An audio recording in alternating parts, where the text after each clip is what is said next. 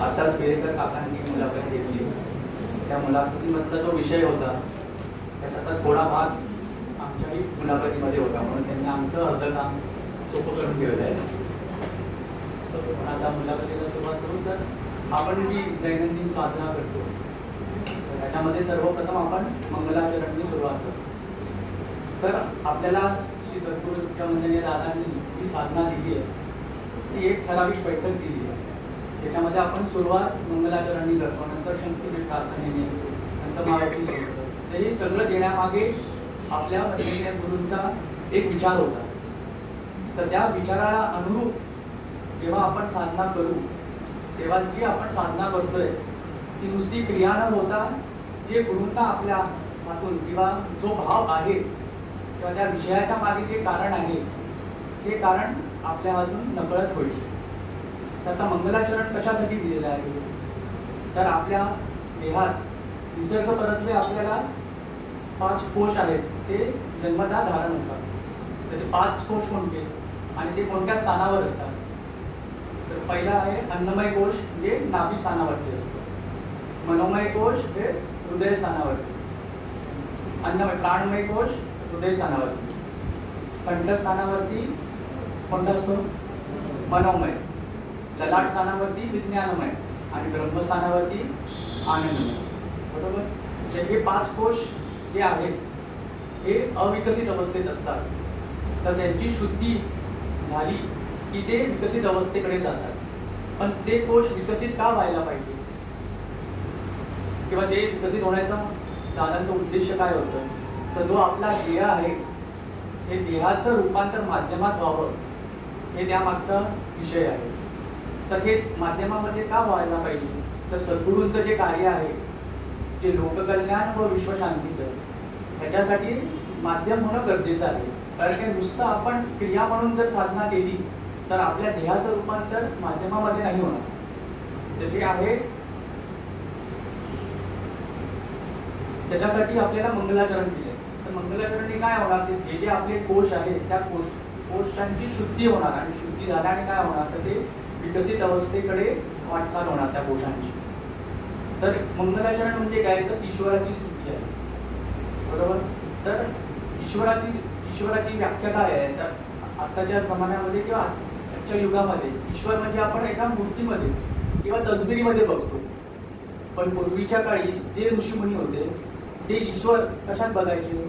तर हे जे पंचमहाभूत तत्व आहेत निसर्गात त्याच्यात बघून त्यांना जे साधना करायची असेल किंवा त्या साधना परत्वे जी शक्ती धारण करायची असेल की त्या पंचमहाभूत तत्वांची आराधना करून ती धारण करायची.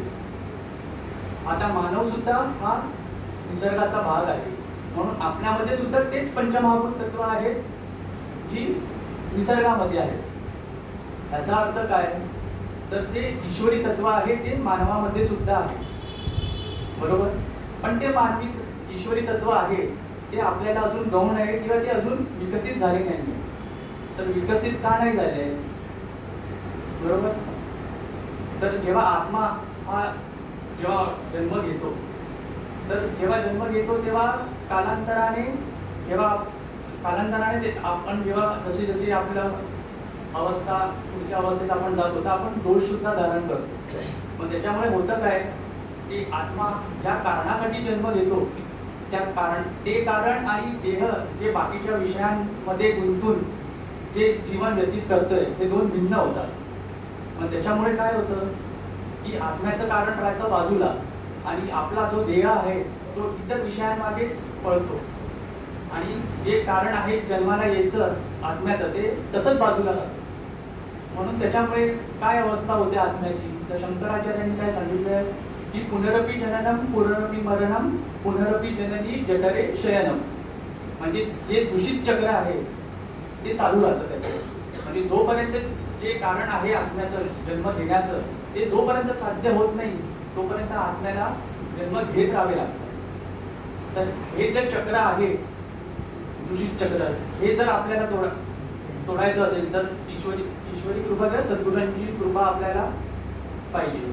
तर ईश्वराने जर आपल्याला जन्म दिला असेल तर त्यांनी हे जे दूषित चक्र आहे त्याच्यातून बाहेर निघण्याची तरतूद सुद्धा करून देतो. कारण की ईश्वर जेव्हा पण जन्माला आपल्याला घालतो तेव्हा अन्न वस्त्र निवारा या तिन्ही गोष्टींची व्यवस्था करूनच पाठवतो. फक्त एवढंच आहे की ते आपल्याला शोधायचं असतं. पण आपण कर्मठ असल्या कारणाने आपण ते शोधणं सोडून फक्त आयुष्यभर रडत राहतो. बरोबर. तर आता जे आपले 5 कोश आहेत हे आपले विकसित होण्यासाठी आपल्या ध्येयातच 19 माध्यमं ईश्वराने दिलेली आहेत. तर ती 19 माध्यमं कोणती? तर पंचमहाभूत तत्व, पंचप्राणकोश, पंचतन्मात्र, बुद्धी, मन, चित्त आणि अहम आकाश किंवा अहंकार. तर पंचमहाभूत तत्व कोणती? तर पृथ्वी, आप, तेज, वायू आणि आकाश. म्हणजे मगाशी सांगितल्याप्रमाणे जसं पंचमहाभूत तत्वामध्ये ईश्वर आहे तसंच आपल्यामध्ये सुद्धा ते ईश्वराचे तत्व आहे. नंतर पंचप्राणकोश. आता ते कोणते आहेत? तर प्राण, अपान, समान, व्यान, उदान. बरोबर. तर ह्या प्रत्येक पंचप्राणकोशाचे एक पर्टिक्युलर फंक्शन आहे. त्या फंक्शनने आपला संबंध शरीरामध्ये चैतन्य निर्माण होत असते किंवा आपण जगत असतो त्या पंचप्राणकोशामुळे. नंतर पंचतन्मात्रे. हे पंचतन्मात्रे ते कसे असतात? तर ते आपल्याला दिसत नाही, अव्यक्त अवस्थेत असतात. पण जेव्हा आपल्यातलं पंचमहाभूत तत्व ही जेव्हा विकसित होतात, तर फॉर एक्झाम्पल पृथ्वी जी असते, पृथ्वीवरती जेव्हा पाणी पडतं तेव्हा सुगंध येतो. बरोबर. तर ते गंध तन्मात्रा पृथ्वीचं आहे. बरोबर. तसंच आप, तेज, वायू आणि आकाशचं आहे. तर आता ही पंचमहाभूत तत्वे, पंचप्राणकोश, पंचतन्मात्र अधिक आत्मा. बरोबर. ही झाली 16 माध्यमे.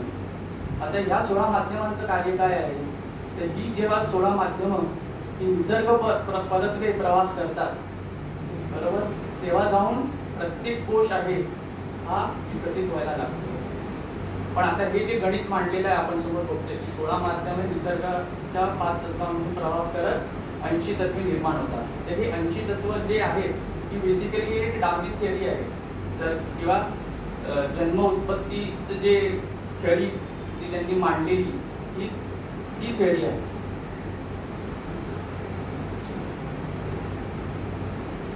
तर डार्विन कुठे थांबला? तर दादा काय म्हणतात की जिकडे डार्विन थांबला तिकडे आमचं कार्य सुरू झालं. तर आपण म्हणतो की 84 लक्ष योनीमध्ये आपण फिरून आल्यानंतर आपल्याला मनुष्य जन्माची क्रांती झाली. पण ती उत्क्रांती कशी आहे? तर त्याची सुरुवात झालेली आहे, त्याचं पूर्णत्व झालेलं नाही. जेव्हा हे पूर्णत्व होईल तेव्हा आपण म्हणू की 84 लक्ष योनी सिद्ध झाल्या किंवा मानवी जन्माचं सार्थकता झाली. बरोबर. आता ही जे 84 लक्ष योनी आहेत त्या सिद्ध कशा होणार? तर आपण जी दैनंदिन साधना करतो, बरोबर, तर किंवा आपल्या पंचकोशांचा जो विकसित आपल्याला करायचे किंवा ते जे दोष आहेत ते आपल्याला निर्मूलन करायचे. तर आपण जेव्हा पण साधना करतो त्याच्यामध्ये 2 प्रोसेस होत असतात सायमल्टेनियसली. एक प्रोसेस असते ती शक्ती धारण्याची आणि दुसरी असते आपल्यातले जे दोष आहेत ते विसर्जन होण्याची. बरोबर. आता ती शक्ती धारण कशी होते? तर जेव्हा पण आपण ओंकार साधना करतो तर जो ओंकार साधना करत असताना आपल्या आजूबाजूचे जे व्हायब्रेशन्स असतात ओंकार शक्तीचे, ते आपण जेव्हा पण श्वास घेतो त्या श्वास मार्गे आपल्या शरीरामध्ये धारण होतात. तर शरीरामध्ये कुठे धारण होतात? तर आपल्या फुफ्फुसांमध्ये, लंग्समध्ये. आणि तिथून मग नंतर हळूहळू आपल्या संबंध बॉडीमध्ये जे रेस्पिरेटरी सिस्टम किंवा रक्ताभिसरण किंवा श्वसनची जी क्रिया आहे त्याच्यातून जे रक्त सगळ्या संबंध बॉडीमध्ये आपलं फ्लो होतं, तर त्या माध्यमाने ती गुरुशक्ती प्रवाहित होते. आता हे जे 5 पंचकोश आहेत हे रक्तमय आहेत, कारण त्या 5 स्थानी आहेत. तर जेव्हा आपलं रक्त ही गुरुशक्ती घेऊन त्या 5 स्थानांवरती त्याचा पोचतं तेव्हा 2 गोष्टी होतात. पहिली गोष्ट तर काय होते? तर आपल्या कोशातले जे दोष आहेत त्यांचं विसर्जन होते आणि जी शक्ती आहे ती त्या कोशांमध्ये धारण होते. म्हणजे त्या कोशांचं विकसित होण्याची सुरुवात होते. तर आपण साधना करताना आपली ही अवधान मुद्रा असते, बरोबर. ह्या मुद्रेला काय म्हणतात? अवधान मुद्रा. तर ह्या 3 बोटांचं काय आहे? आता सिग्निफिकन्स काय आहे? तर हे मध्यमा बोट आहे, या मध्यमा बोटामधून अनामिका बोटामध्ये आणि करंगळीमधून जे आपल्या शरीरातले जे दोष आहेत ते विसर्जन होत असतात. तर ब्रह्मस्थानापासून ते कंठस्थानापर्यंत जे काही दोष आहेत ते आपल्या मध्यमातून विसर्जित होत असतात. कंठस्थानापासून हृदयस्थानापर्यंतचे जे दोष आहेत ते अनामिका पोटातून विसर्जित होत असतात. आणि नाभिस्थानापासून ते पायाच्या पोटापर्यंत किंवा पायाच्या करंगळीपर्यंत जे काही दोष असतात ते करंगळीमार्फत विसर्जित होत असतात. पण जी शक्ती धारण होते ती कशी होते, तर हे आपली जी दोन बोटं आहेत तर्जनी आणि अंगठा, हे पॉझिटिव्ह आणि निगेटिव्हचं काम करतात. तर इलेक्ट्रिसिटीचा जो सिद्धांत आहे, जेव्हा पॉझिटिव्ह आणि निगेटिव्ह एकत्र येतात तेव्हा जाऊन ते सर्किट कंप्लीट होते आणि शक्ती प्रवाहित किंवा इलेक्ट्रिसिटी प्रवाहित होते. तर अशा रीते आपले जे कोश आहेत ते आपले शुद्ध होतात जेव्हा गुरुशक्ती त्या कोशांमध्ये प्रवाहित होते तेव्हा. तर आता कोश जर विकसित झाले तर त्याचा फायदा काय आहे किंवा काय होतं मानवी जीवनाला फायदा, तर आपल्याला सुख, शांती, समाधान, संतती, संपत्ती आणि दीर्घायुष्य प्राप्त होते. बरोबर. आता ही जी संतती, संपत्ती आणि दीर्घायुष्य आहे, बरोबर, हे संतती संपत्ती जे आहे हे वंशविमोचनातले दोष आहे. बरोबर. आता तर आपण करत असलेली साधना, पूर्वी जी साधना होती ते दादांनी कशी दिली, हे साधनेचं स्वरूप पूर्वी वेगळं होतं, तेव्हा वेगळी करायची. कारण तेव्हा दादांनी ते म्हणजे पूर्वी जेव्हा ती साधना पूर्ण सिद्ध करायची बाकी होती तेव्हा दादांनी अगोदर वंशविमोचन केली किंवा विमोचने केली, दीक्षा दिल्या आणि त्यानंतर एक एक गोष्ट आपल्या साधनेमध्ये त्याचा अंतर्भूत केला.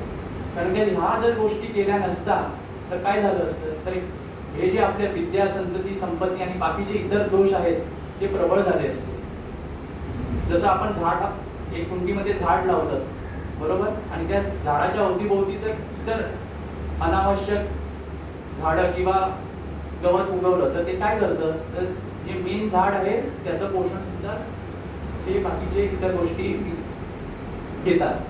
मग साधने देण्याचा सिद्धांत पण तोच होता विमोचनाचा, की हे बाकीचे आपले दोष आहेत ते प्रबळ व्हायला नाही पाहिजे. पण आता या सगळ्या गोष्टी दादांनी आपण नित्य करत असलेल्या साधनामध्येच अंतर्भूत केलेल्या आहेत, म्हणून ह्या गोष्टींचा आपल्याला सहज लाभ होतो. बरोबर. आता कोश विकसित झाले त्याच्यानंतर पुढची स्टेप काय आहे, तर निसर्गरित्या आपल्याला 3 दैहिक माध्यमं आपल्याला दिलेली असतात निसर्गाने. ती कोणती, तर स्थूल, सूक्ष्म आणि कारण. आता स्थूल देह आपण फिजिकल फॉर्म आहे म्हणून आपल्याला दिसतो, पण सूक्ष्म आणि कारण देह हा आपल्याला दिसत नाही, कारण की ते स्थूल देहाच्या आतमध्ये आहे. बरोबर. आणि जेव्हा हे कोश विकसित होतात तेव्हा आपोआपच हे जे 3 दैहिक अवस्था आहेत आपल्या त्याही विकसित होतात. तर ह्या 3 दैहिक अवस्था विकसित झाल्याने होतं काय, तर जे आपण आत्मा जेव्हा जन्माला येतो ते कर्म घेऊन येतो. हे कर्म हे एक साधन आहे जीवन जगायचं, त्याच्यामुळे आपलं आयुष्य होतंय असं नाही, पण एक साधन आहे किंवा कारण आत्मा जोपर्यंत कर्म घेऊन येत नाही तोपर्यंत जन्म होऊ नाही शकत. बरोबर. तर जेव्हा जे आपण कर्म घेऊन आलोय ते कर्म 100% कधी आपल्याला धारण होणार, तर जेव्हा हे सगळे आपले दोष आहेत आपल्या देहाच्या अवतीभोवती ते जेव्हा निवारण होणार तेव्हा ते 100% जे कर्म आहे ते आपल्याला धारण होणार. कारण ते कर्म हे अनुकूलच असतं, फक्त एवढंच आहे की ते सिच्युएशन वाईज आपल्याला वाटतं की अनुकूल आहे की प्रतिकूल आहे. आता आपण पण इकडे केंद्रावर आलो ते आपल्याला असं वाटलं की ते प्रतिकूल कर्म आहे म्हणून आपण केंद्रावर आलेलो, पण ते प्रतिकूल कर्म नसून ते अनुकूल होतं म्हणून त्यांनी आपल्या सद्गुरूंची आपल्याला भेट करून दिली. आता कोश विकसित झाले, आता आपण पण हे आपल्याला कळणार कसं, बरोबर, तर याचे काही संकेतही असायला पाहिजे. तर सर्वात प्रथम जे आपल्या अंगी जे 6 षड्रिपू असतात त्या 6 षड्रिपूंवरती आपला कंट्रोल यायला लागतो. ते षड्रिपू कोणते, काम, क्रोध, मोह, मद, मत्स्य. बरोबर. मत्सर. व त्यांचे रूपांतर कशात होते, त्यांचे रूपांतर सद्गुणांमध्ये होते. तर कोण सांगेल आता त्याचे पण दिसते. 6 सद्गुण कोणते, दया, क्षमा, शांती, करुणा, सहिष्णुता आणि प्रेम.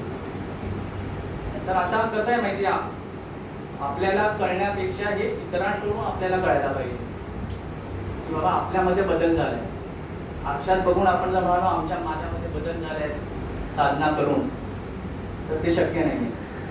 तर जेव्हा समोरची व्यक्ती आपल्याला म्हणते की बाबा तू धीर दिला म्हणून माझं काम झालं, किंवा माझी जी मनाची विवंचना होती किंवा माझ्या मनामध्ये जे चलबिचल होत होते ते वादळ शांत झाले. तर हे जे असे छोटे छोटे असतात, आपल्याला काय असा साक्षात्कार होणार नाहीये किंवा कोण येऊन सांगणार नाहीये की बाबा तुमचं सगळं झालेलं आहे आणि तुमचा जन्म सार्थकी लागला आहे.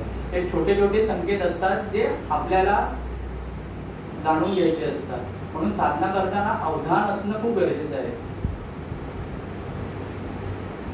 आणि नंतर सर्वात शेवटी आहे काय आहे, तर आपल्या मुखातून किंवा वाणीतून दिलेला नुसता शब्द त्यांच्या परिस्थितीत बदल घडवतो. म्हणजे काय, तर शब्द तन्मात्र. म्हणजे अजूनपर्यंत आपण जे बोलत आलोय ते नुसते शब्द असायचे, पण त्या शब्दांना जेव्हा गुरुशक्तीची साथ मिळते तेव्हा ते शब्द ब्रह्म होते. म्हणून कामकाजाला पण जेव्हा पण आपण बसतो तेव्हा त्यांनी दिलेला जो गुरूंचा शब्द आहे तो शब्द ब्रह्म असतो आणि तो खरा होतो काही झालं तरी. तर त्याच्या पुढचं आहे की प्रत्येक कोश विकास होण्यासाठी दादांनी दीक्षा सुद्धा दिल्या.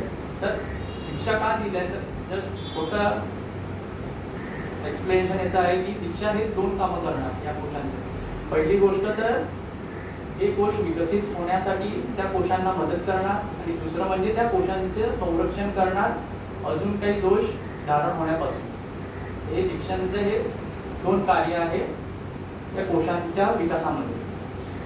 आता हे जे कोश आहे या प्रत्येक कोशाला आपल्या मंगलाचरणमध्ये एक एक श्लोक दादांनी दिलेला आहे, जेणेकरून जेव्हा जेव्हा आपण हे श्लोक म्हणणार मंगलाचरणचे तेव्हा तेव्हा त्या त्या कोशाचा किंवा त्या त्या कोशाची शुद्धी होणार.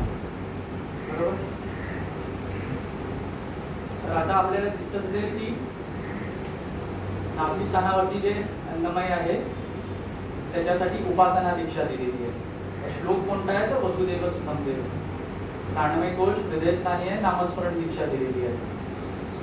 त्याचा श्लोक आहे गुरु ब्रह्मा गुरु विष्णू. मनोमय कोश कुठे आहे तर कंठस्थानी, त्याला अनुग्रह दीक्षा आहे. कोणता श्लोक आहे तर मुकम करो. विज्ञानमय ललाटस्थानी गुरु दीक्षा, व आनंदमय आहे ब्रह्मस्थानी, त्याला कारण दीक्षा दिलेली आहे.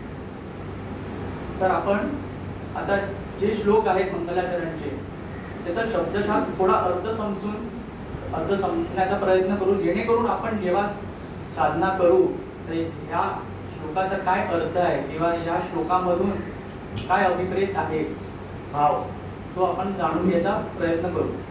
तर आता जसं सगळ्या मंत्रांचे किंवा सर्व जे पण काही आपण श्लोक म्हणतो हे नेहमी गणपती वंदनाने सुरुवात असते किंवा गणेश वंदनाने सुरुवात असते. तर मंगलाचरणची पण सुरुवात ही गणेश वंदनाने झालेली आहे.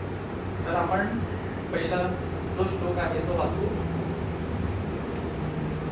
सजयती सिंधूर वदनो देवो यत्पाद पंकज स्मरणं वासरमणिरिव तमसा राशीं नाशयति विघ्नानां.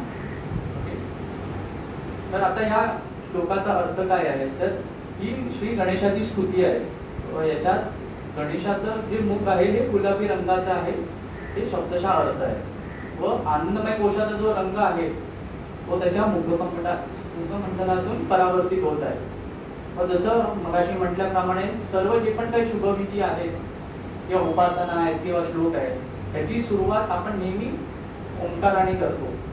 बरोबर. ओंकार वंदनाने करतो किंवा ओंकाराचं स्मरण करून करतो. आणि हे जे गणेश रूपी ओंकाराचे जे चरण आहेत त्याला कसली कमळाची उपमा दिलेली आहे. व त्याच्या चरण कमळाचे स्मरण करतात सगळे विघ्न दूर होतात. आता हे जरी आपण एक लाईन अशी म्हटली तरी ज्ञानेश्वर माऊलींनी गणपतीचं वंदन कसं केलंय, तर अकार चरण युगल उकार उदर विशाल आणि मकार मस्तक महामंडले हे तिन्ही जिथे ऐक वाटले तेथेच शब्द ब्रह्म प्रगटले ते मिया गुरु कृपेने नमिले आदी बीज. म्हणजे एवढी विशाल शक्ती जेव्हा आपल्या मागे उभी असेल तेव्हा आपल्या आयुष्यात जे येणारे जे संकट आहे ते आपण जेव्हा गणपतीला शरण जातो ते छोटेसे वाटतात. ते सांगण्याचा त्याच्या मागचा उद्देश आहे. व याच्यामध्ये जे वासरमणी रिव तमसा ही जी ओढ आहे त्याच्यामध्ये रमणी ह्या शब्दाचा अर्थ काय आहे तर सूर्य, आणि सूर्याचे क्वालिटी काय आहे तर प्रकाश देणे. तर तो कसला प्रकाश आहे जो गणपतीमधून परावर्तित होत आहे तर ज्ञानाचा प्रकाश आहे. कारण गणपती हा 64 कलांचा आणि 14 विद्येचा अधिपती आहे. म्हणजे सृष्टीमध्ये जेवढं ज्ञान आहे ते सर्व गणपतीमध्ये आहे. आणि त्या गणपतीमधून आपल्याला आपल्या जे अज्ञान आहे त्या ज्ञानाच्या प्रकाशामधून किंवा त्या गणपतीच्या शक्तीमधून आपल्याला धारण करून आपलं अज्ञान दूर करायचं आहे, जेणेकरून आपण जन्माला का आलो त्याचं कारण उदित होईल. त्याच्यानंतरचा जो पहिला श्लोक आहे, आता ह्यापासून पुढचे जे 5 श्लोक आहे हे प्रत्येक कोशाला संबोधून आहे. तर पहिला श्लोक जो आहे तो या कुंदेंदू तुषार हार धवला या शुभ्र वस्त्रावृता या वीणावर दंडमंडित करा या श्वेत पद्मासना. तर हा श्लोक कोणत्या कोशाला संबोधून आहे तर मगाशी पाहिल्याप्रमाणे हा आनंदमय कोशाला संबोधून आहे. तो ब्रह्मस्थान या श्लोकाचे स्थान आहे. तर या श्लोकामध्ये काय केलेलं आहे तर सरस्वती वंदन केलेलं आहे. कारण की आपण आता जेव्हा पण आपल्या जे पण आपले मुलं असतील तर शाळा सुरू व्हायच्या अगोदर सरस्वती पूजन करतो. म्हणजे जे काही ज्ञान आता त्या सरस्वतीच्या कृपेने धारण होईल किंवा कृपेने धारण होईल ते नीट त्याचं विद्यार्थ्यांना जे पण काय आहे ते व्हावं. तर सरस्वती पण ही विद्येची देवता आहे, म्हणून त्याच्यामध्ये सरस्वतीचे वंदन केले आहे. व तिचे स्वरूप कसे आहे तर ओंकारासारखे तेजस्वी व दैदिप्यमान आहे. तर या श्लोकाद्वारे आनंदमय कोशात सरस्वतीचे ज्ञानाचे अधिष्ठान मांडले आहे, जेणेकरून आपल्या जीवनाचे कारण उदित करणे हे होय. व आनंदमय कोशाच्या विकासासाठी गुरूंनी मगाशी चार्ट दाखवल्याप्रमाणे कारण दीक्षा दिलेली आहे. फास्ट होते का? दुसरा जो श्लोक आहे तो मुकम करोति वाचालम. मुकम करोति वाचालम अंगुम लंघयते गिरिम यत्कृपा तमहं वंदे परमानंद माधवम. तर हा श्लोक कोणत्या कोशाला उद्देशून आहे तर हा श्लोक मनोमय कोशाला संबोधून आहे. आणि कंठस्थान या श्लोकाचे स्थान आहे. तर विकसित होण्यापूर्वी किंवा गुरुमार्गी होण्यापूर्वी आपलं जे बोलणं चालणं किंवा जे आचरण होतं ते वाचाळ होतं किंवा आपल्या जे नियंत्रण असायला पाहिजे तसं नियंत्रण नसायचं. त्याच्यामुळे काय व्हायचं की आपल्याकडून ज्ञानाने किंवा अज्ञानाने किंवा अवधान किंवा अनावधानाने पातक प्रमाद घडायचे. आणि ते पातक प्रमाद घडल्या कारणाने आपल्या भोवती जे काही दूषित वलय आहे ते निर्माण व्हायचं. आणि त्याच्यामुळे आपल्याला जे सुख शांती आणि समाधान जे प्राप्त व्हायला पाहिजे त्याच्यामध्ये आपल्याला मग अडथळा यायचा. तर या श्लोकाद्वारे आपल्या मनोमय कोशाचा विकास होणार, जेणेकरून गुरूंनी जो आपल्याला संस्कार दिलेला आहे किंवा गुरूंना जे अभिप्रेत आहेत ते आपल्या वाणीतून निघणार किंवा आपण बोलू लागू किंवा चालू लागू हे आपण नेहमीच हे सद्गुणी बोलू किंवा चांगलं बोलू हे त्या मागचा उद्देश. व आपल्या कायावाच्या मनाचे एकरूपत्व झाल्याने प्रपंच आणि परमार्थ हे दोन्ही समतोलपणे सांभाळतात. म्हणजे असं नाही होणार की आता मी आता परमार्थ करतोय म्हणून प्रपंचाकडे दुर्लक्ष करणार. तर आपण उलट प्रपंच करताना सुद्धा त्याच्यामध्ये परमार्थ शोधायला लागतो. म्हणजे जे काही आपण काम करतोय हे नुसतं क्रिया न होता ते कर्म पूर्ण करतो. करायचं म्हणून आपण करत नाही. आणि या कोशाच्या विकासासाठी गुरूंनी अनुग्रह दीक्षा दिली. तर तिसरा जो श्लोक आहे तो आहे नारायणम. नारायणं नमस्कृत्यं नरं चैव नरोत्तमं देवीं सरस्वतीं चैव ततो जयमुदीरये. तर हा श्लोक विज्ञानमय कोशाला संबोधून आहे व ललाट स्थान हे या श्लोकाचे स्थान आहे. तर शब्दशः अर्थ घेतला तर नारायण देवतेला आणि श्री सरस्वती देवतेला नमस्कार करून महाभारत हा ग्रंथ वाचायची प्रथा आहे. तर हे जे महाभारत जो हा शब्द आहे तर महाभारत हे 18 दिवस घडलेलं आहे. पण त्याच्यामध्ये जे काही कल्लोळ झालेला आहे तो कल्लोळ आपल्या जीवनामध्ये सुद्धा आहे. बरोबर. आता तो कल्लोळ जेव्हा आपण जीवनामध्ये आहे तो जेव्हा आपण देवाला स्मरून किंवा नारायण देवतेला आणि सरस्वतीला स्मरून जेव्हा करतो तेव्हा त्या कल्लोळातून बाहेर पडण्याची सद्बुद्धी आपल्याला त्या देवता देतात. म्हणून नराचा जो नारायण व्हायचा आहे तो या श्लोकामधून सद्गुरूंनी आपल्याला सूचित केले आहे. मग गुरूंनी आपल्याला जे ज्ञान दिलेले आहे त्याचे चिंतन मनन करून त्या ज्ञानाचा उपयोग, आता जो ज्ञान मिळतं आपल्याला ते फक्त आपल्यासाठी आपण जर सीमित ठेवलं तर कसं आहे, आपली जेवढी ओंजळी आहे त्या ओंजळीच्या पेक्षा आपण जास्ती घेतलं तर काय होतं, तर ते खाली पडतं. काय होतं म्हणजे वेस्ट आहे. म्हणून जे आपल्या ओंजळीत आहे जोपर्यंत आपण दुसऱ्याला देऊ तर ते वाढत जातं. म्हणजे ज्ञान आहे जे दुसऱ्यांना दिलं तर त्याची वाढ होते, ते फक्त आपल्या पुरता मर्यादित राहत नाही. तसंच गुरूंनी जे आपल्याला ज्ञान दिलेलं आहे ते आपण इतरांना द्यावे. तर कसं आहे, आपण आपल्या शेजारी पाजारी जे पण काय त्यांना जाऊन प्रपंचाच्या गोष्टी किंवा परमार्थाच्या गोष्टी सांगणं असं नाही. तर गुरूंनी जे संस्कार दिले त्याच्यातून आपलं ज्ञान दिसायला पाहिजे, ते सांगण्याचा त्याचा मागचा हेतू. कारण हे कसं आहे, सगळ्यांना परमार्थ हा समजेल किंवा पेलेल असं नाही. प्रपंचामधूनच आपल्याला परमार्थ करायचे, जसं मगाशी आपण म्हटलो तसा त्याचा अर्थ आहे. व विज्ञानमय कोशाच्या विकासासाठी गुरूंनी गुरुदीक्षा दिलेली आहे. तर चौथा जो श्लोक आहे तो आहे वसुदेव सुतम देवम. वसुदेव सुतम देवम कंस चाणूरमर्दनम देवकी परमानंदम कृष्णम वंदे जगद्गुरु. आता हा श्लोक अन्नमय कोशाला संबोधून आहे. नाभी स्थान या श्लोकाचे स्थान आहे. तर वसुदेव आणि देवकी हे मानवी सत्प्रवृत्तीचे प्रतीक आहे व कंस आणि चाणूर हे दुष्ट प्रवृत्तीचे प्रतीक आहे या श्लोकामध्ये. तर आपण जेव्हा पण एक बाळ जन्माला येतो त्याच्यामध्ये सर्वात जास्ती सत्वगुण असतो, पण कालांतराने इतर विषयामार्गे जे दुष्कर्म किंवा जे आपल्यामध्ये धारण होतं त्याच्यामुळे आपल्याला जो त्रास व्हायला लागतो.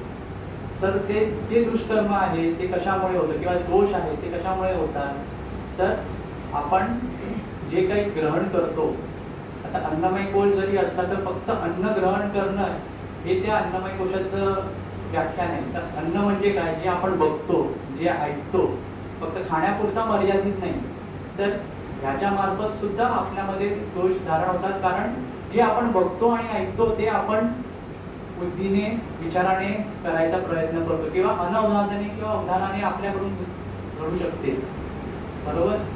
तर ते होऊ नये म्हणून सद्गुरूंनी काय सांगितलंय, तर आहार निश्चिती व विषयांवर संयम ठेवणे. तर दादांनी मागे एका मुलाखतीत सांगितलं की जो पुढच्या आठवड्याचा जो तुमचा आहाराचा तक्ता असतो तो आदल्या आठवड्यात किंवा शनिवारी किंवा रविवारी करून ठेवायचा, जेणेकरून पुढच्या आठवड्यात आपण मनाला येत तेव्हा म्हणजे बनवू नये. कारण की ती आपली इच्छा असते का अजून कोणाची इच्छा वासना आपल्या मार्फत पूर्ण करते हे आपल्याला समजण्या इतकं आपलं माध्यम नाही. म्हणून हा जो तक्ता आहे जो आठवड्यापूर्वी आपण बनवला तर त्याच्यामध्ये जे आपण दोष किंवा धारण व्हायचे जे चान्सेस असतात ते कमी होतात आणि आपोआपच अन्नमय कोशाच्या विकासासाठी गुरूंनी ही गुरुदीक्षा दिली आहे की त्याचं प्रोटेक्शन करते व त्याचा विकास होण्यासाठी त्याला मदत करते.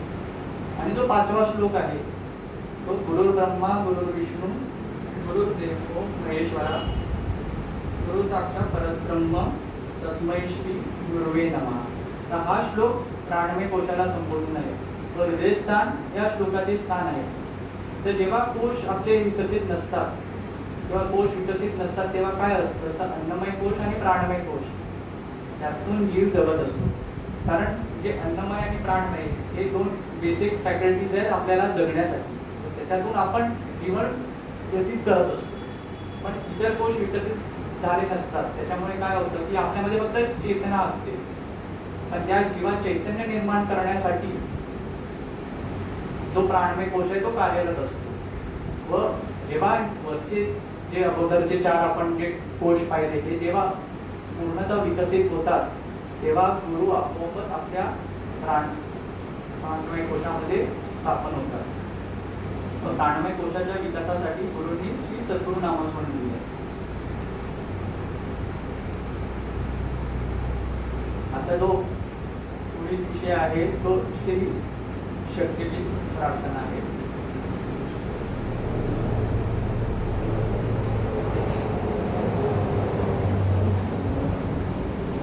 शेवटचं जे आहे तो जयघोष आहे. त्याच्यामध्ये श्रोता वक्ता श्री पांडुरंग समर्थ पुंडलिक वरदा हरी विठ्ठल पार्वती पदे हर हर महादेव सीताकांत स्मरण जय जय राम. तर याच्यामध्ये जो पुंडलिक हा जो शब्द आहे, हा पुंडलिक शब्दाचा अर्थ काय आहे, तर ही सेवक अवस्था आहे. पण पुंडलिक म्हणजे कोण, आपल्या आज तशी पण आषाढी एकादशी आहे, तर पुंडलिक जेव्हा पुंडलिकाची सेवा एवढी मोठी होती की तो जो सेवा करते ते बघण्यासाठी स्वतः विष्णू किंवा विठ्ठल आले, आणि जरी देव आला तरी त्या देवाला उभं करण्यासाठी, कारण तो सेवेमध्ये कोणाच्या सेवेमध्ये मग्न आहे, तर आपल्या आई वडिलांच्या. ती सेवा अगोदर माझी पूर्ण व्हावी आणि नंतर मी तुझ्यासाठी जे काही तुला पाहिजे आहे ते बघेन. तर ती एवढी सेवा होती त्याची, ती निस्सिम सेवा होती. तर ती सेवक अवस्था, जरी देव आला तरी आपण इतर लोकांची जर सेवा करत असो तर देवाला थांबवण्याचं सुद्धा आपल्यामध्ये एवढं सामर्थ्य पाहिजे.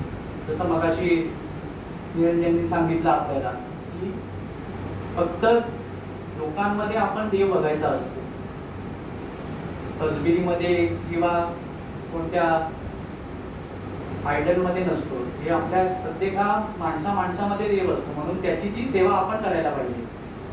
फक्त प्रपंच करून किंवा फक्त परमार्थ करून आपल्याला मुक्ती नाहीये, तर या प्रपंचामध्ये सुद्धा परमार्थ बघून आपल्याला पुढे जायचं आहे.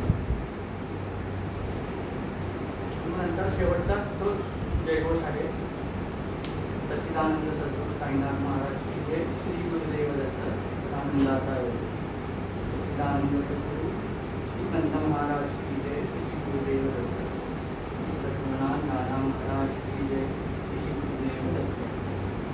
शेवटचं जे जयघोष आहे, तर हे एवढं विचार मंगलाचरणच्या मागे आपल्या सद्गुरूंचा आहे. म्हणून जेव्हा पण आपण म्हणू तेव्हा ह्याच्यातले जे पण काही तुम्हाला आठवेल ह्या गोष्टी आठवून म्हणावं, म्हणजे जो भाव आहे तो देवापर्यंत पोहोचेल.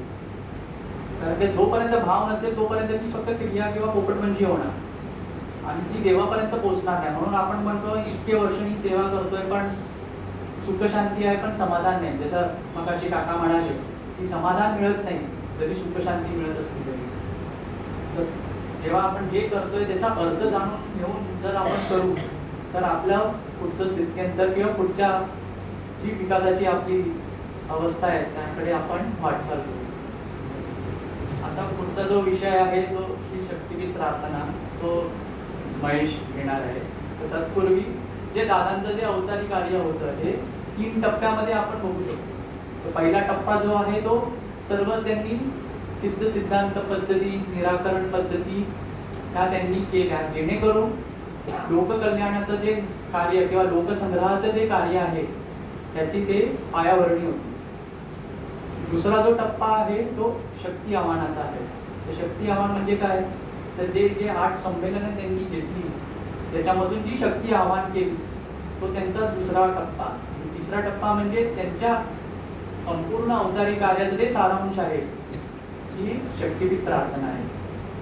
म्हणून ही जेव्हा पण आपण म्हणतो ही एवढा अवधानाने म्हणायला पाहिजे, कारण त्याचा एक एक शब्द हा शब्द समजण्यासाठी अनेक आयुष्य जाऊ शकतात किंवा अनेक जन्म लागू शकतात. त्याचा एवढा अर्थ आहे. आता महेश आपल्याला शक्तिपीठ प्रार्थनेविषयी सांगितलं.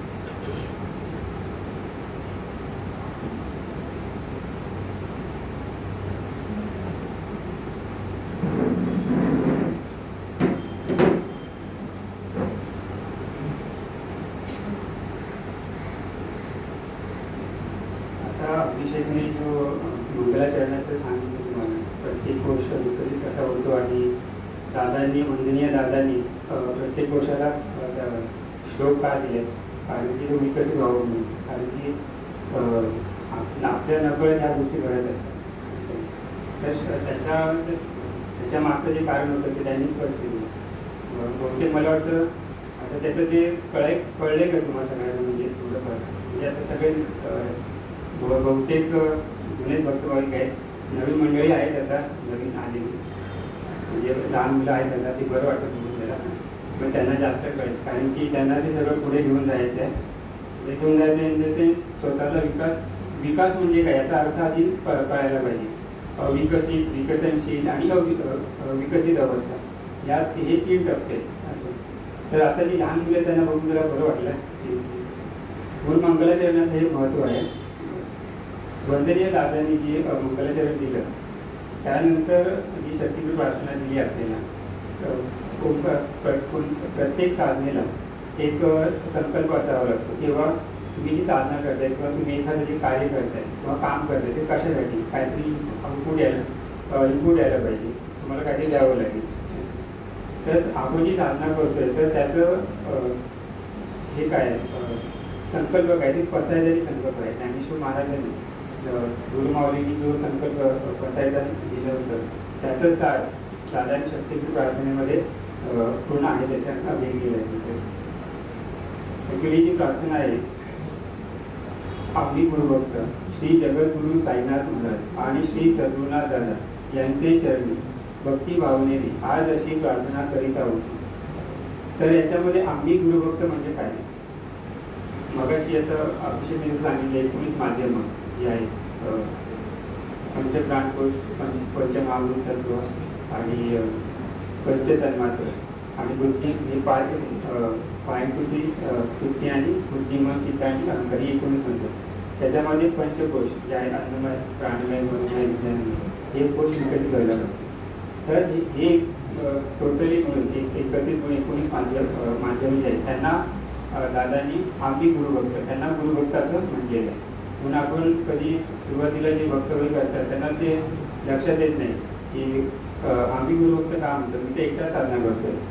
तर ते एकटा साधना करतोय, पण त्या देहामध्ये स्थूल, सूक्ष्म आणि कारण हे जे 3 देह जे आपल्याला अज्ञात म्हणजे आपल्याला त्याचं ज्ञान नाही आहे, ज्ञान गोष्ट विकसित झालेलं नाही. तर त्या फक्त त्याचं जर ज्ञान माहितीच नसतं. म्हणून दादांनी आम्ही गुरुभक्त सुरुवातीला ते म्हटले. तरी प्रार्थना जी म्हटली आहे ती कुणाला उद्देशून म्हटली आहे. वंदनीय दादांनी जेव्हा शक्तीपीठ स्थापना केली त्यानंतर जो संकल्प द्यायचा होता साधनेला, तो जगद्गुरु श्री साईनाथ महाराजांना उद्देशून दादांनी हा शक्तीपीठ प्रार्थनेचा संकल्प दिलेला आहे. त्यानंतर दादांनी जेव्हा ध्येय केला तर शक्तीपीठ प्रार्थनेचे जे अथक प्रयत्न दादांनी केले होते त्यांचे अथक प्रयत्न पाहून व मेहनत पाहून त्यांच्या त्यावेळच्या भक्त भाविकांनी या शक्तीपीठ प्रार्थनेमध्ये वंदनीय दादांचं नाव अंतर्भूत केलेलं होतं. नंतर पुढे जे म्हटलं, जगत कल्याणासाठी गुरु शक्तीपीठाची स्थापना करून दिली आहे. आता हे शक्तीपीठ का स्थापन केले गुरुंनी, आपण जी साधना करतोय ती साधना करत असताना आपल्या ज्या लहरी असतात ओंकार साधनेच्या किंवा ओंकाराच्या, त्या आपल्या घरामध्ये आपण करत असतो. आणि त्यासोबतच आपल्याला प्रतिमा दिली, त्याबद्दल सगळे विमोचन आपल्याला केले. प्रतिमा लगेच सगळ्यांना दिलेलं नाही. आधी प्रथमतः जेव्हा फक्त एखादा व्यक्ती किंवा व्यक्ती म्हणावं लागेल, नंतर तो गुरुभक्त होतो. एखादी व्यक्ती जेव्हा येते तेव्हा त्याला निराकरण दिलं जातं, त्याच्यातून त्याला त्याचं विमोचन होतं. विमोचन झाल्यावर नेक्स्ट प्रोसेस दीक्षा द्यायची असते.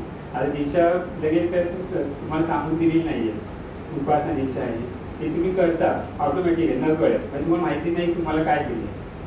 अशा त्या गोष्टी नकळत होत असतात. तर गुरुशक्तीपीठाची स्थापना जी केली त्यावेळेला आपण जी ओंकार साधना करतो, त्यावेळी जी आपण ओंकार साधना करतो त्या आपल्या घरामध्ये ज्या प्रतिमा आहेत त्या ओंकाराच्या लहरीकडे प्रवाहित होतात.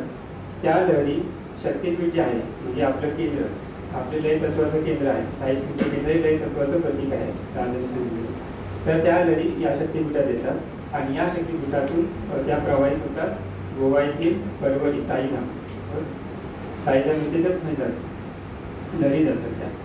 आणि तिथून त्या ब्रह्मांडामध्ये ब्रह्मस्वरूपात ब्रह्मशक्ती धारण करून परत रिटर्न शक्तीपीठातून आपल्या केंद्रामध्ये, लय तत्वाच्या केंद्रामध्ये त्यानंतर आपल्याकडे प्रवाहित होतात. ही क्रिया आपण जेव्हा रोज करतो, ओंकार साधना 35 मिनिटाची 30 मिनिटाची आपण करतो, या क्रियेने काय होतं, आपल्या ब्रह्मरंध्रावरती एक्टोप्लाझमचा स्तंभ तयार होतो. आता ते एक्टोप्लाझम कशासाठी काय क्रिया करता येते, जे अतृप्त आत्मे असतात, ज्यांच्या इच्छावस्था राहिलेल्या असतात ते त्याच्यातून मुक्त होत असतात.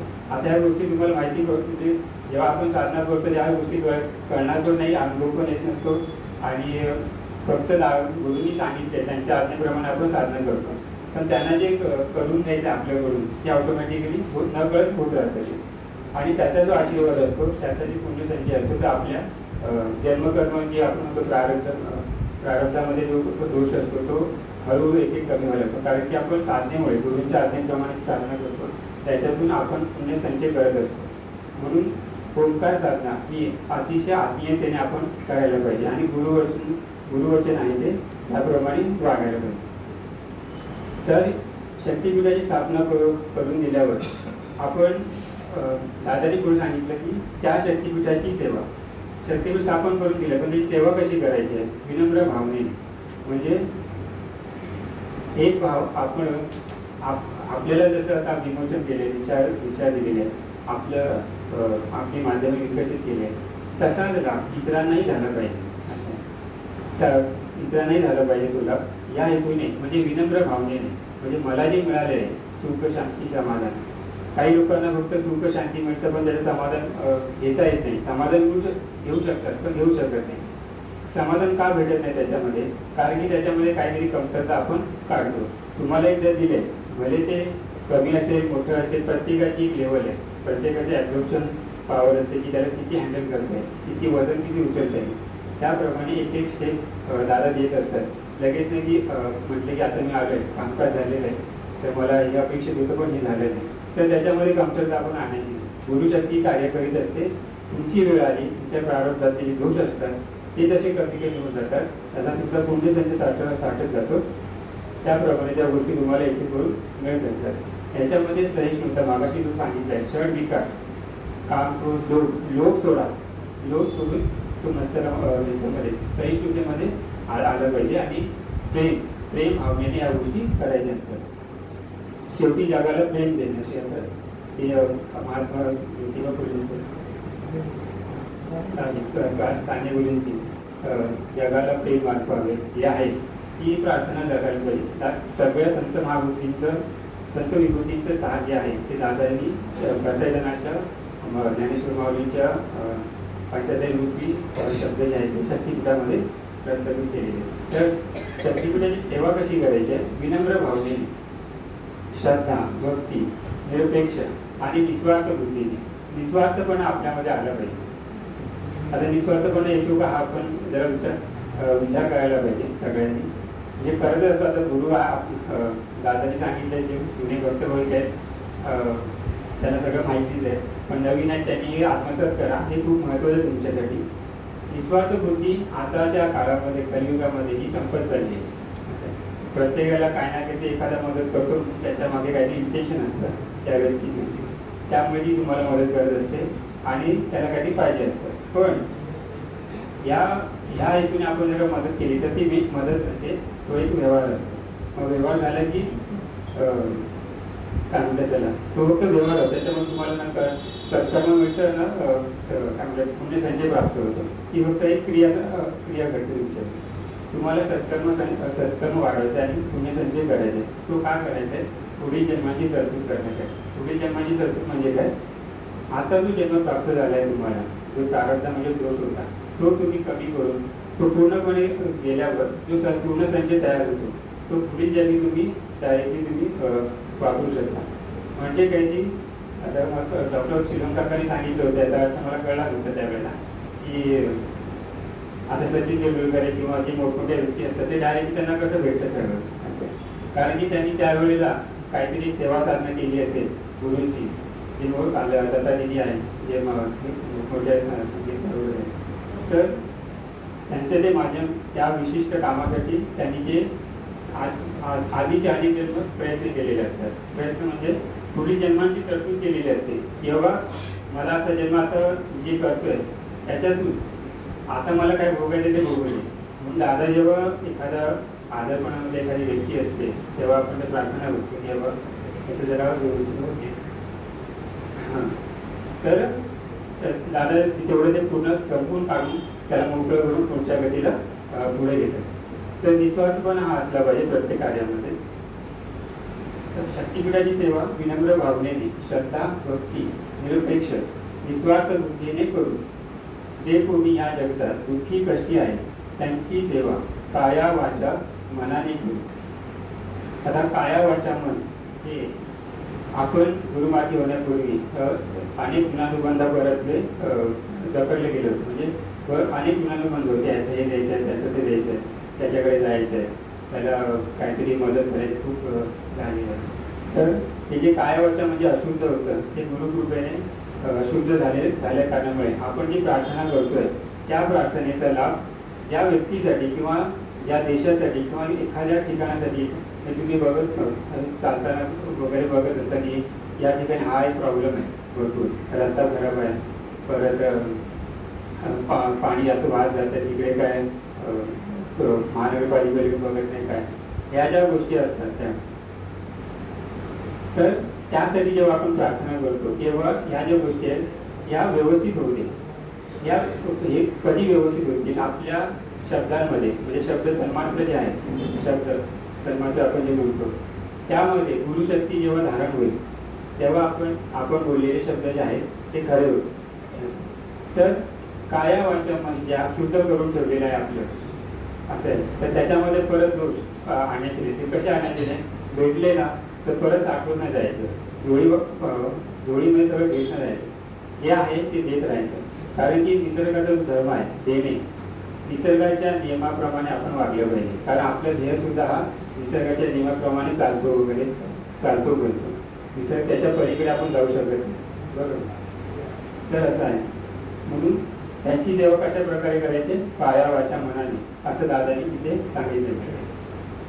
नंतर पुढे जे म्हटलंय, जगतात आम्हा मानवांना प्राप्त झालेल्या जन्मातील कर्तव्याची जाणीव व्हावी. कर्तव्याची जाणीव. आता कर्तव्य म्हणजे काय? आपण आपलं जे कर्म करतो दिवसभराचं ते फक्त आता आपण विकसित अवस्थेमध्ये असू किंवा जे बघतो विकसनशील किंवा विकसनशील आणि विकसित अवस्थेत आहे बहुतेक सगळे गुरु. तर आपण असा विचार करतो की आपण जे काम करतो ते तन्मयतेने मन लावून करतो, म्हणजे ते पूर्णपणे परत त्याचा काहीतरी त्याचं परत डबल काम आलं नाही पाहिजे, ह्या हिशोबानेच करतो. म्हणजे व्यवस्थित कर्तव्य आपलं ते कर्तव्य आहे कामामध्ये, घरामध्ये, परत सामाजिक ठिकाणी जाताना आपण कसं वागलं पाहिजे, कोणत्या प्रकारे आपली वर्तणूक केली पाहिजे जेणेकरून समोरच्या व्यक्तीला त्याचा त्रास होणार नाही. तर कर्तव्याची जोपासना करून आपण आपलं कर्तव्य केलं पाहिजे. धर्म याचा अर्थ जसा आहे की कर्तव्य हे कर्म हे कर्तव्य परत पार पाडणे. प्रत्येक कर्मामध्ये कर्तव्य आपलं आहे, करायचं करून उपयोग नाही त्याला, म्हणजे तो केला म्हणजे फक्त व्यवहार झाला, त्याचा काही उपयोग होत नाही, त्यांना पूर्ण संचय होतो, तर तुम्हाला गुरुशक्तीचा लाभ होतो त्याच्यामध्ये. तर मानवांना प्राप्त झालेल्या जन्मातील कर्तव्याची जाणीव कधी झाली? जेव्हा वक्तव्यांचं म्हणजे दादाजी जन्म कारण उदित केलं, एकवीस माध्यमाची विकसित केली. तुम्हाला कळालं की आता मी अगोदर जसा वागत होतो किंवा बोलत होतो, जसा विचार करत होतो, तो पूर्ण आचार, विचार आणि उच्चार हे तिन्ही बदलले असं. त्यामुळे आचार विचार यांच्या शुद्धतेमुळे तुम्ही तुमचं कर्म हे कर्तव्य परत पार पाडू लागला. हे कर्तव्य परत पार पाडत असता पुढे आपण त्याला काय म्हणतात, व जगतात सर्व मानवाला सुख, शांती, समाधानाचा लाभ होऊन जगतात मानवी धर्माचा उदय होऊन मानवी जीवन ईश्वरमय व्हावे अशी आपल्या चरणी प्रार्थना. म्हणजे जगद्गुरु श्री साईनाथ महाराजांना दादांनी उद्देशून जे म्हटलं की आपल्या चरणी प्रार्थना जी म्हटली आहे, साईनाथ महाराजांच्या चरणी जी प्रार्थना केली की सर्वांना जगतात सर्वांना सुख, शांती आणि समाधान लाभू दे. ज्ञानेश्वर माऊलींच्या पत्रज्ञानामध्ये जे वाक्य आहे, अनवरत भूमंडळी, पुढे ईश्वरनिष्ठांची मांदी आळी, असं जे वाक्य आहे ते. तर ईश्वरनिष्ठांची मांडळी कधी तयार होईल, ईश्वरनिष्ठांची मांडळी कधी तयार होईल या जगतामध्ये? तर प्रत्येक गोष्टीमध्ये आपल्याला जे समाधान प्राप्त होईल तेव्हा ते प्रेम भावनेने आपण जेव्हा करू तेव्हा ती मिळेल. आपल्याला समाधान असंच लगेच भेटत नाही, आपण त्याच्यामध्ये काय म्हणतात त्याला, काहीतरी अजून काहीतरी प्राप्त व्हावं, म्हणजे एखाद्या मोबाईलवरून काहीतरी प्राप्त व्हावं. आता एक 10,000चा मोबाईल घेतला तर 20,000चा पाहिजे, तर असं जर का सारखं म्हणत बसलं तेवढं आपली इन्कम पण वाढायला पाहिजे. नाहीतर त्या समाधान जर का नाही मानलं मग कर्ज काढून परत डोक्यावरती ओझं, त्याच्यामध्ये फेडण्यामध्ये आयुष्य जातं. मग समाधान तुम्हाला कधीच भेटत नाही, जे तुम्ही जर आहे तसेच राहतात. म्हणून समाधान ही अवस्था खूप महत्त्वाची आहे.